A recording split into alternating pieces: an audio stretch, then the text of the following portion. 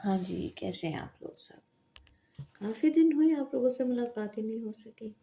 بس کچھ گلے کی سوزش تھی جس سے آواز بہت بیٹھی ہوئی تھی، تو لگا کاہے ڈرائیں آپ کو، کاہے پریشان کریں آپ کو، اس لیے آپ سے رابطہ ممکن نہیں تھا۔ اب ہم واپس آ گئے۔ آپ سب کی اداسی محسوس ہوئی، آپ سب سے رابطہ منقطع تھا، تو لگتا تھا بہت دوریاں ہو گئیں۔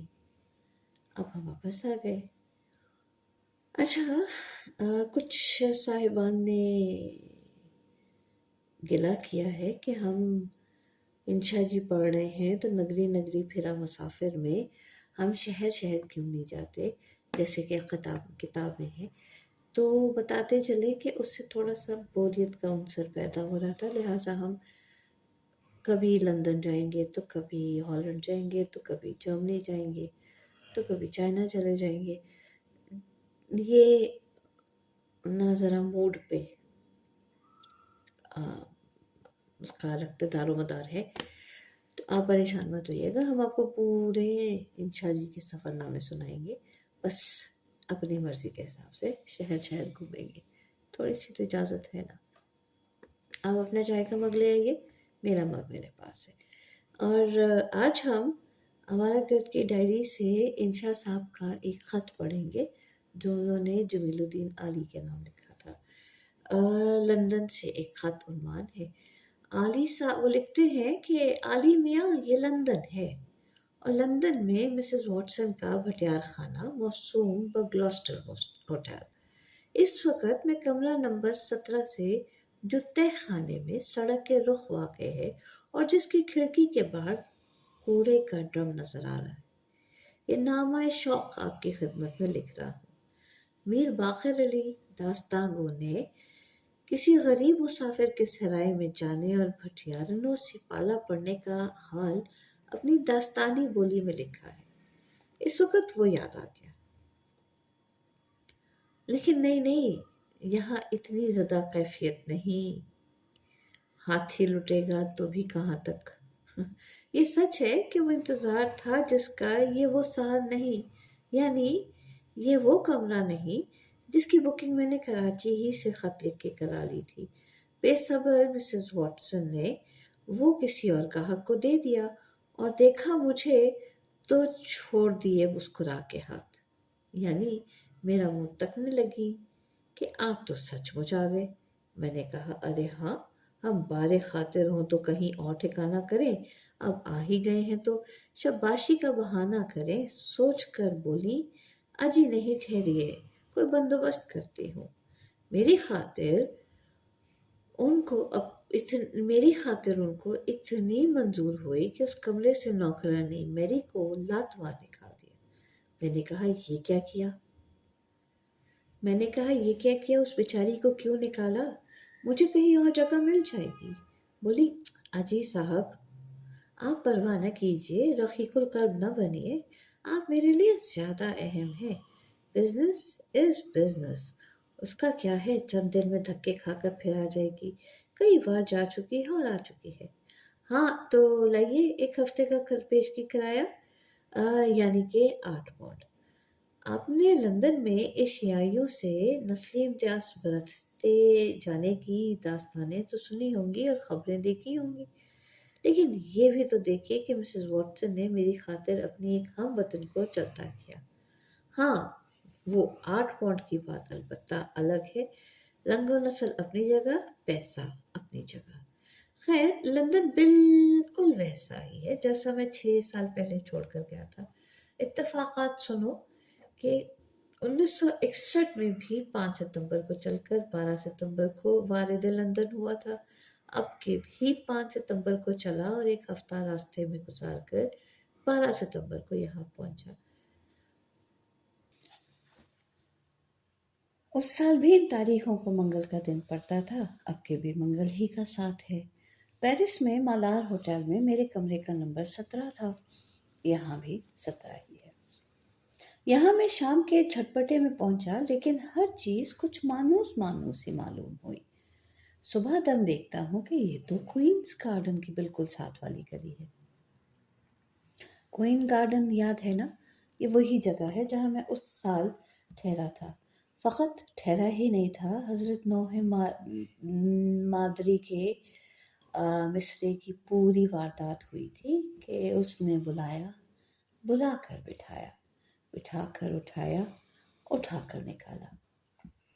آپ کو یاد ہوگا اس سال میرے ساتھ اپنے بنگالی شاعر ابو الحسین بھی تھے۔